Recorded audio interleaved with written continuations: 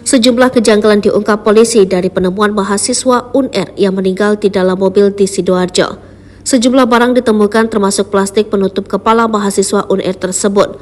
Sekedar informasi, mahasiswi itu ditemukan tewas di dalam mobil warna hitam penopol AG 1484BY Minggu 5 November 2023. Mobil itu terparkir di halaman apartemen Desa Tambak Oso, Kecamatan Waru, Sidoarjo, Jawa Timur, Minggu 5 November 2023. Informasi yang beredar, perempuan muda itu berusia 21 tahun, inisialnya CA, mahasiswi Fakultas Kedokteran Hewan Universitas Airlangga, Surabaya asal Kediri.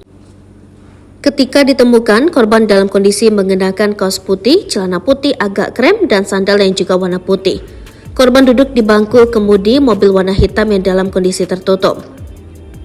Ditemukan pagi kemarin sekitar pukul 5:30 oleh petugas security yang sedang patrol. Dari temuan itu kemudian dilaporkan ke polisi. Kata Kasat Reskrim Polresta Sidoarjo, Kompol Tiksnarto Andaru Rahutomo.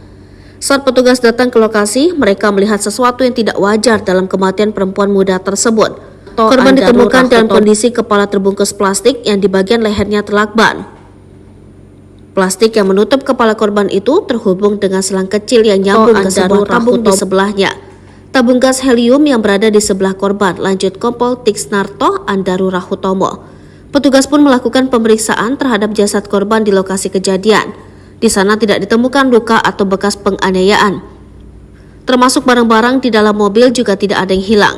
Namun polisi belum bisa mengambil kesimpulan apakah korban meninggal dunia akibat mengakhiri hidup atau dibunuh orang lain. Di sana tidak ditemukan luka atau korban sudah dibawa ke rumah sakit untuk dilakukan otopsi. Kita tunggu hasil otopsinya terlebih dulu. Korban meninggal dunia akibat mengakhiri hidup. Di sana tidak ditemukan luka. Andaru Rahutomo.